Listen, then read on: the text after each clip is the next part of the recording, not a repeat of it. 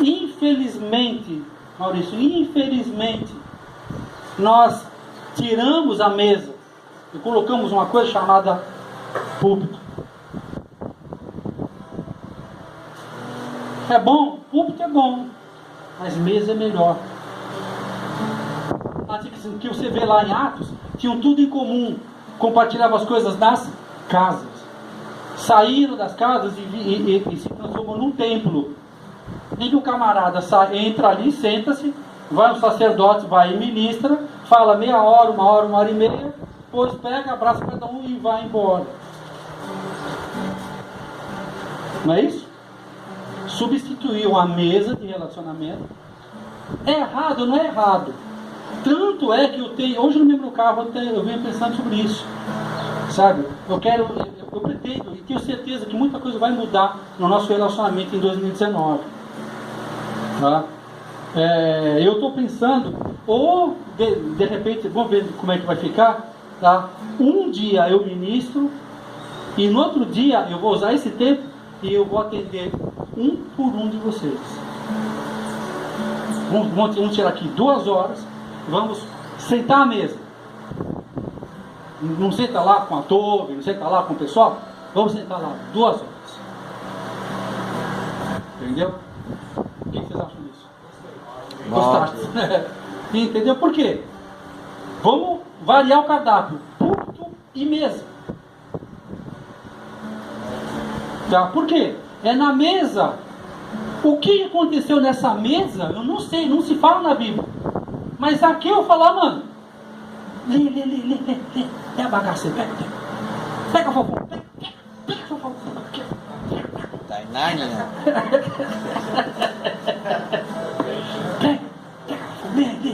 Lê, profeta, lê, profeta.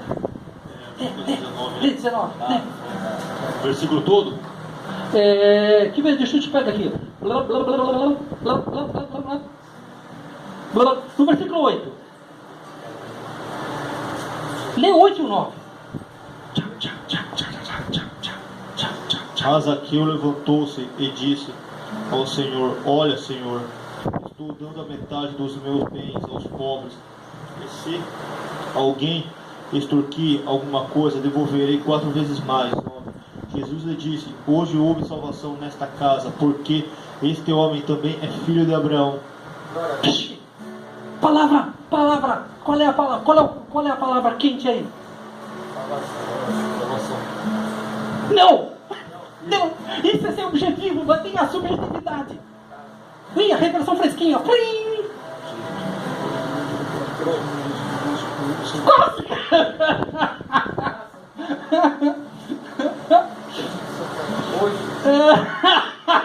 Ela vai começar a jogar dardo em cima. Levantou-se. Cara, eu bati o olho no bagulho e falei: nossa, levantou-se.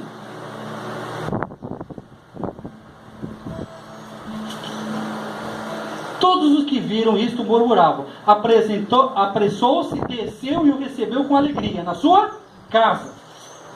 Todos os que viram isto murmuravam, dizendo que entrara para ser hóspede de um homem pecador. Mas Zaqueu levantou-se e disse ao Senhor.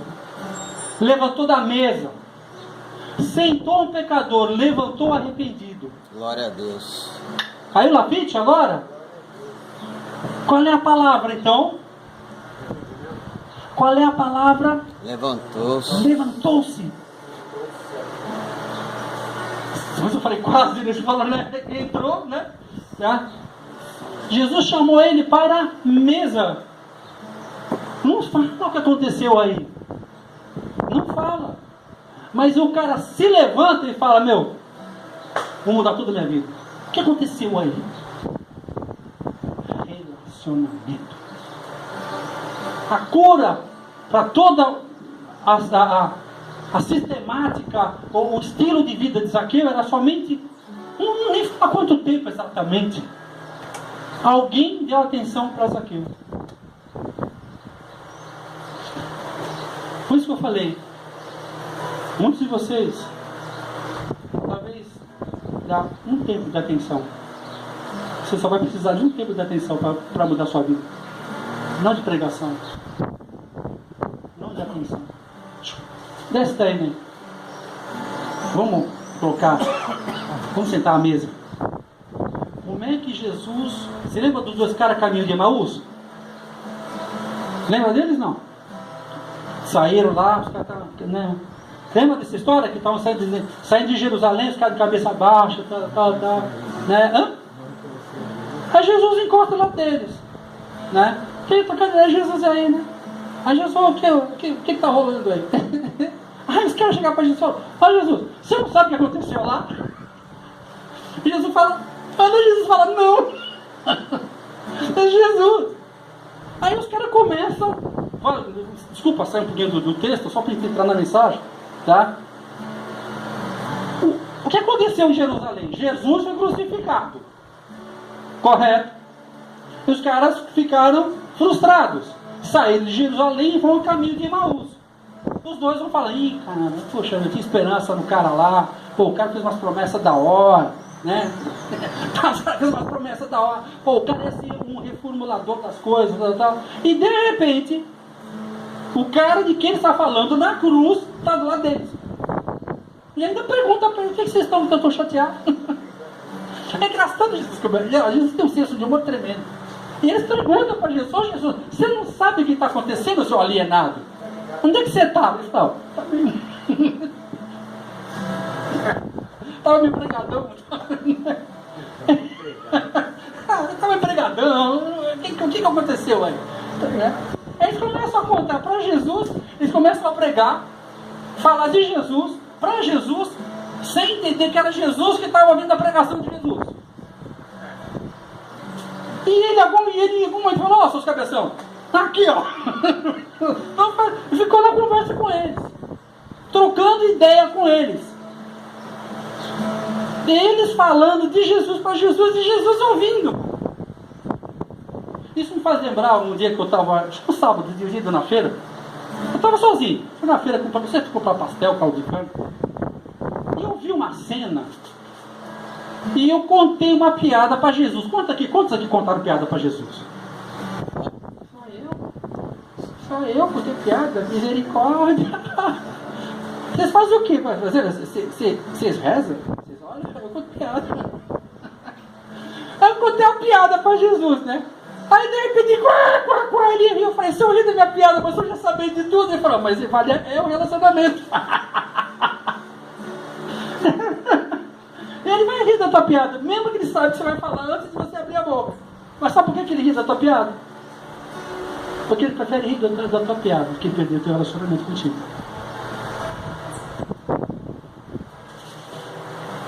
Ele é assim, companheiro. Ele nunca deixou estar do meu lado. Ainda quando estava nos lugares mais obscuros. Jesus não é leal. Jesus não é leal. Ele é fiel. A lealdade está condicionada a algumas coisas. Fidelidade. A lealdade está condicionada como você me trata. Eu sou leal a você. A fidelidade depende de mim. Eu fico com você porque eu gosto. Não porque você me dá algo em troca. Está entendendo? Ele se assentou com Zaqueu. E ali houve um mover ali que ele se levantou. E uma coisa interessante que ele fala: eu vou restituir quantas vezes? Por que número 4? Quem sabe? Por que ele não falou 3 e 5? Porque o número 4 significa a universalidade de Deus. Leste, oeste, norte, sul, primavera, verão, outono, inverno. Ele quis dizer assim, ó, eu vou restituir totalmente. A expressão que eu quis dizer, eu falei, eu não vou deixar uma agulha de injustiça na minha vida. Eu vou me alinhar totalmente. Baseado num sentar à mesa. E esse texto me chamou tanto a atenção, que aliás esse é um aspecto que tem muito me chamado a atenção. Eu tenho muito sido tocado por um pastor, Paulo Júnior, lá de Uberlândia, profeta mesmo, de edificação, construção, e tem me dado muita direção. Vem no YouTube, tá? O cara, faca na cabeça, o cara é muito louco, sabe? Onde ele explica muito essa questão da subjetividade, né? Da Bíblia, né? O que estava por trás da letra, porque a Bíblia diz que a letra mata, mas o Espírito vivifica. Isso significa que tem muita coisa que está escrito que Deus não disse. Está escrito, mas Deus não disse isso. Deus é outra coisa. Por isso que muita gente se perde. Como é que Satanás tentou Jesus? Como está escrito. Faz isso porque está escrito. Como é que Jesus defendeu? Mas também está escrito. A arma de Satanás contra nós não é mentira. Satanás nunca vai usar uma mentira contra nós. Ele vai usar uma verdade, porém uma verdade objetiva. E a única maneira de você se defender de uma verdade objetiva é uma revelação subjetiva. Foi o que Jesus fez. Transforma essa pedra em pão, você está com fome. O que é ser objetivo? É tentar tratar de resolver uma situação presente. Estou com fome, como? Estou com sede, bebo. Isso é ser objetivo. Então não é errado. Mas tem um momento. Estão entendendo? A revelação daquilo. Jesus falou, mas também está escrito, Satanás, que nem só de pão o homem viverá, mas de toda a palavra que passa da boca de Deus. Ele discerniu a situação. Nesse momento na vida de Jesus, não era momento de ser objetivo, era momento de ser subjetivo. Entendeu? Entender a razão pela qual ele estava passando por aquele processo. Provado, aprovado, promovido. Ele sabia que os anjos iriam e o serviriam. Então ele sabia que estava numa circunstância que não devo andar por vista, não devo andar pelo Espírito. Ok? Eu achei muito interessante. Eu espero que essa janela chamada Zaqueu tenha trazido para vocês algo muito interessante. E é algo que vocês têm muito aqui mesmo.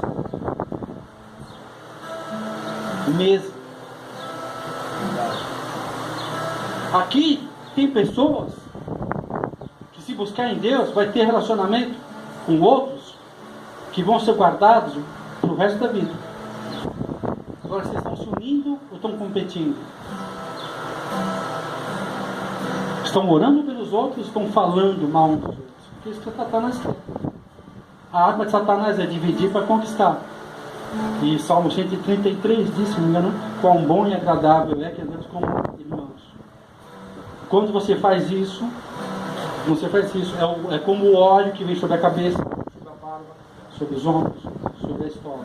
É a unção progressiva, do cabeça fala as nossas intenções e vontades, cobre, a barba fala da nossa autoridade, nossa maturidade, o ombro fala do nosso serviço, a roupa fala da nossa santidade. Quando eu ando em comunhão com vocês, o óleo vai descendo. Vai me cobrindo, vai me protegendo, vai me deixando mais maduro. Amanhã eu vou fazer a minha primeira pregação numa igreja aqui em Caraguá. Está numa reunião para homens, está numa outra denominação. E eu me sinto mais preparado. Sabe por quê? Porque eu fiquei 1 ano e meio aqui. Entendeu isso? Porque estabelecendo aqui. Porque eu sei que Deus me trouxe para Caraguatatuba. Porque Ele me trouxe para Caraguá, Ubatuba, Bertioga, São Sebá. Porque eu tenho um sonho, ver a união dos pastores e líderes das igrejas. Porque eu sei que quando os líderes da igreja verdadeiramente estiverem unidos no litoral norte, nós vamos destruir potestades e principados no litoral norte. Por que litoral? Porque o litoral é o lugar das 3 fronteiras. Quem sabe isso? Céu, terra, isso aí mais, e mar. O lugar dos meridianos, o lugar das... E os profetas sempre moravam nos lugares de fronteira. Os profetas sempre ficavam nas portas ou no alto dos muros. Os profetas são guardiões. Eu tenho percebido que Deus tem levantado profetas ao longo da orla brasileira. Muitas vezes eu estou com a rua de manhã para fazer caminhada, eu e ela, a gente levantamos as mãos e liberamos palavras proféticas naquele lugar. Então, eu vejo aquela estátua de Santo Antônio lá em cima, e a estátua de Iemanjá na beira da praia, está amarradão, amarradaço, e a gente vê que as coisas que mais acontecem nas cidades da ordem é problemas conjugais, vício e prostituição, que tem a ver com o Iemanjá. E o Santo Antônio, dito santo casamenteiro, é o mesmo demônio que une pessoas pelo sexo e pela cobiça e não por Deus, depois vomita elas nos relacionamentos. Você vê o índice de separação na orla é muito grande, altíssimo. Como altíssimo é a violência, drogas e prostituição, por causa e que os demônios nunca agem só, também agem juntos. Ok? Beleza? Bom, hein? Vamos lá. Agora eu vou ler um pouquinho. Depois, alguém quer comentar alguma coisa? Quer falar alguma coisa? Então, de boa aí? Boa? Então vamos lá. Eu vou dar uma lida. Depois nós vamos comentar, tá?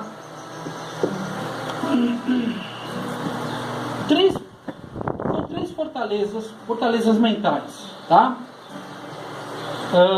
Vergonha, culpa, dor,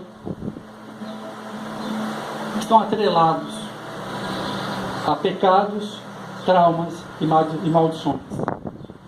Ok? Vergonha, culpa e dor são três fortalezas mentais, emocionais em nossas vidas.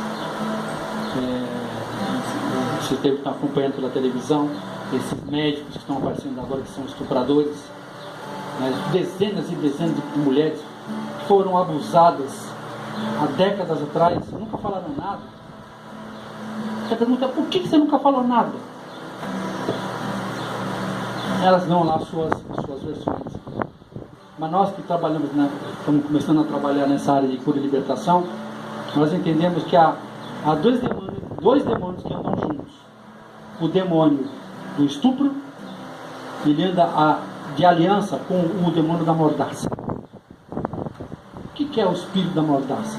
Vai o estuprador, vai o abusador da criança ou da mulher e fala, eu vou te abusar, e na sequência ele fala, se você falar uma coisa eu te mato. Então ele abusa, e na sequência entra o demônio da mordaça, deixa a pessoa amordaçada.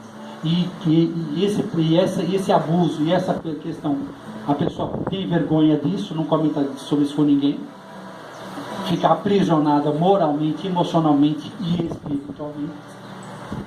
Aí ela tem graves problemas na sua vida, graves problemas de identidade. E como não tem coragem, porque não tem a mesa para se trocar uma ideia, para se confessar essas situações, vão para as igrejas, nas igrejas sentam-se nos bancos, aí ela tenta compensar essa dor com produtividade cristã, pseudo-evangélica. Agora aquela dor residual fica lá dentro dela. E aí quando a gente menos se espera. E toda ferida mal curada, ela cria um campo de podridão e um câncer.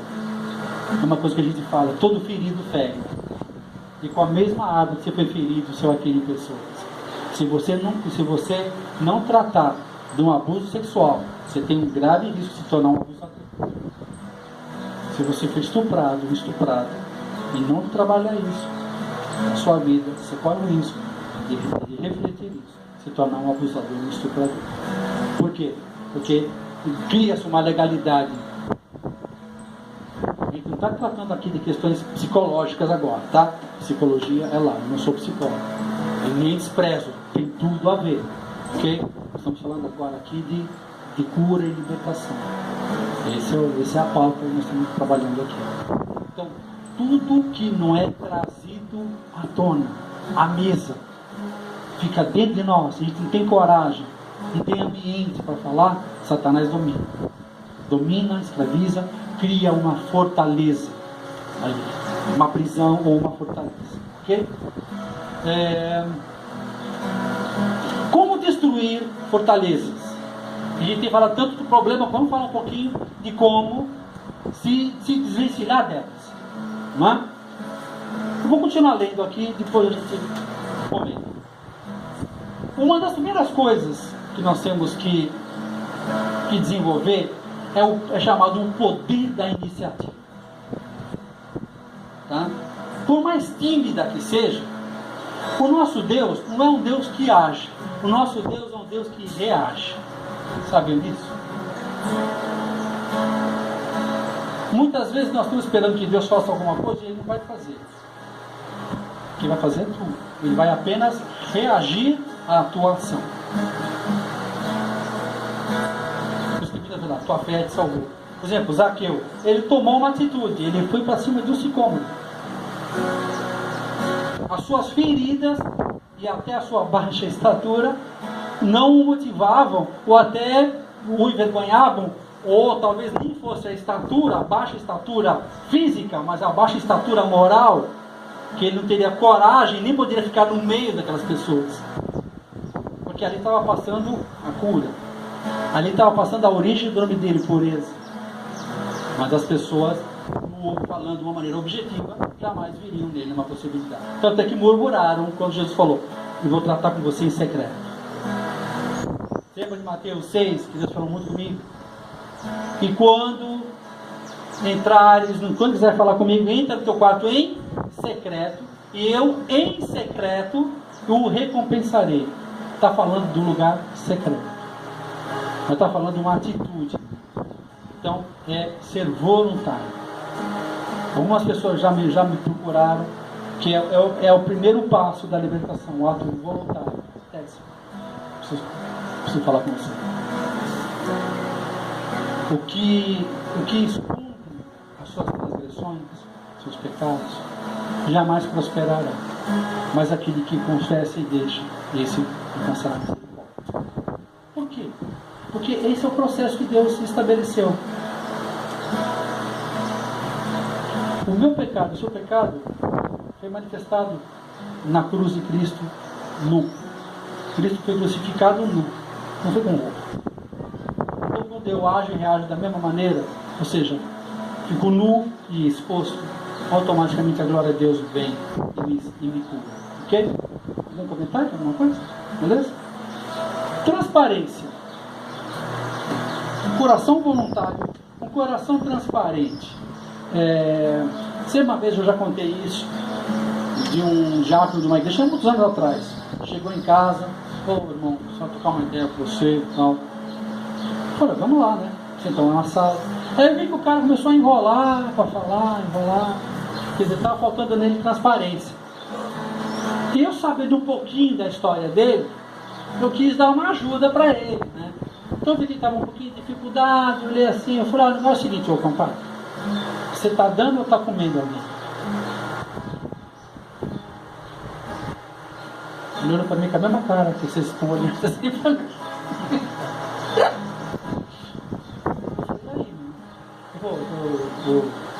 Eu estou comendo. Então vamos começar a conversar sobre isso. Estava numa relação solteiro, estava numa relação de fornicação. O cara já vinha de um histórico de sexualidade tremenda antes da conversão dele. Ele era do clube das mulheres. Sabe o pessoal do clube das mulheres? Esse cara bombardeou dentro das mulheres. Tinha passado por uma conversão autêntica, santificação, salvação, mas não tinha sido tratado na santificação. E por um tempo, quando o cara é salvo, todos passando por isso, né? O first love, né? O primeiro amor, tá? A gente não cospe nem no chão, né? Agora a gente é salvo. Só que a salvação não garante a santificação. Ela propicia, mas não garante. Então, durante os primeiros tempos, se fica tinindo, né? Mas a carne, né? Passado algum tempo, ela começa a bombar. E se você não trabalhar esses aspectos da sua vida, ela vai prevalecer. Você tem um espírito salvo, uma alma não salva. Né? E aí o que aconteceu? Aí começamos a conversar. Aí quando eu dei essa facilitada para ele aí na transparência da coisa, aí começamos a fluir nessa conversa. Aí ele foi se abrindo mais. Aí nós fomos, marcava toda a tarde, trocava uma ideia, começando. ele, graças a Deus, Deus também foi misericordioso com ele também. Rapidamente ele arrumou uma varoa, uma mulher de Deus, uma mulher de louvor e adoração bonita pra caramba, uma mulher de Deus mesmo, sabe? O cara é bonitão, sabe que esse galanzão mesmo? Pô, uma mulher bonita pra caramba, de Deus mesmo. Eles se casaram e pensaram de Deus, tá? Então, iniciativa voluntária, transparência. A gente usa muito essa palavra, né? Ocultismo, né? O que é ocultismo? Ocultismo não tem a ver com magia negra. Ocultismo é tudo aquilo que a gente oculta. Ou por vergonha, por orgulho. E geralmente são essas áreas que Deus quer trabalhar com nossas vidas. Mas ele não quer nos expor para nos humilhar. Ele quer nos expor para que o inimigo, porque o reino de Deus é o reino da luz. O reino de Satanás é o reino das trevas. Então, quando tudo que é trevas em nossas vidas, tudo que está ocultado, Satanás domina. Tudo que se traz da luz, Deus domina. Ok? Então, lógico, eu não devo contar para todo mundo. Deus dá uma direção para a gente do que fazer e com quem fazer. Tá? Nós temos que ser sábios com relação a essas coisas. Tá? Mas é necessário que seja feito. Ok? 1 João, capítulo 1, versículo 7. Abre para mim aí.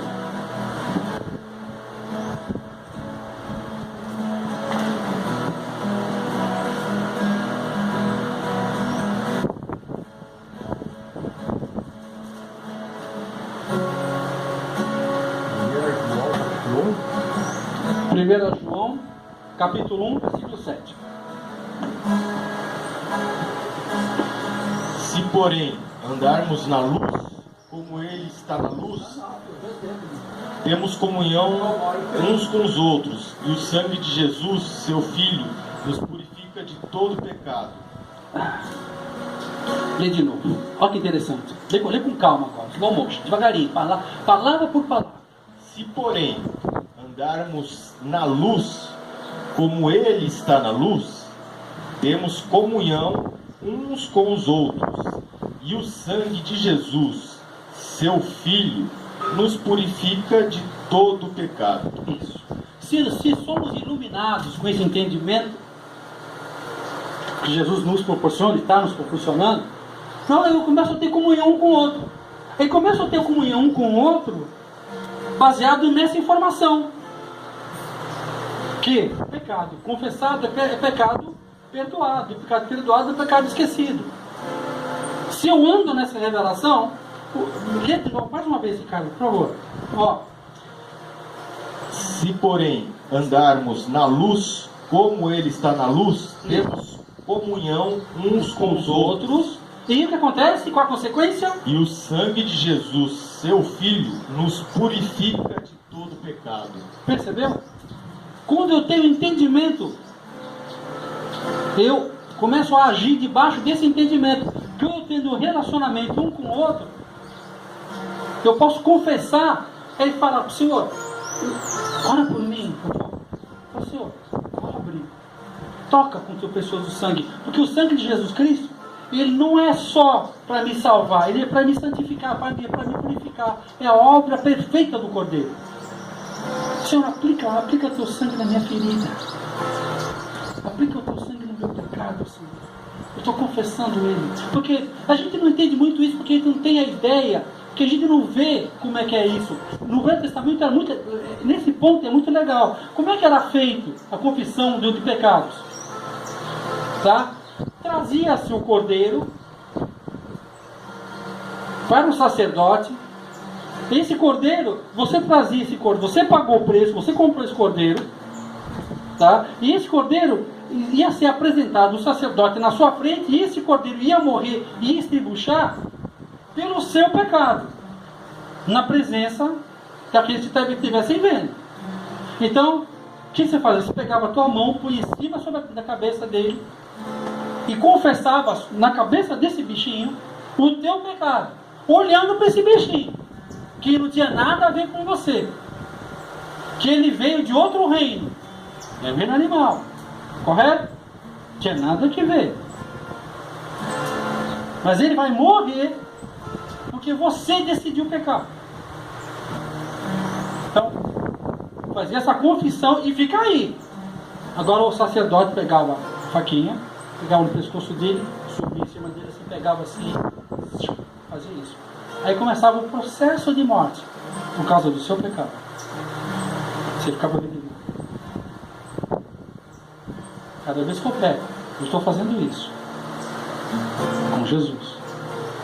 Jesus é o Cordeiro. Cada vez que eu estou transgredindo, eu estou de novo colocando ele na cruz. Estou de novo pregando ele. Estou de novo chicoteando ele. Estou de novo fazendo isso. Porque é um sacrifício constante, por pecados constantes. Então, quando se fazia isso, aí a visão que você tinha daquele cordeirinho, não só a parte financeira que você comprou ele, você meteu o dinheiro, que aqui vai ser queimado, significa os teus prejuízos emocionais, espirituais, financeiros, por causa de uma transgressão. Eu acredito que se nós tivéssemos um entendimento do nosso pecado, no sentido de prejuízo mesmo, de uma pessoa derramando sangue, um animalzinho derramando sangue. Cara, de uns tempos pra cá no Facebook começou a aparecer gente maltratando o cachorro, que me dá uma raiva, mano. Eu não sei não, cara, eu não sei não. Eu acho que eles carregavam um peito no cara desse. Sou bem sincero pra falar pra você. Eu não sou. Eu não cara, mano, eu não sei não, velho. Porque o primeiro ato de adoração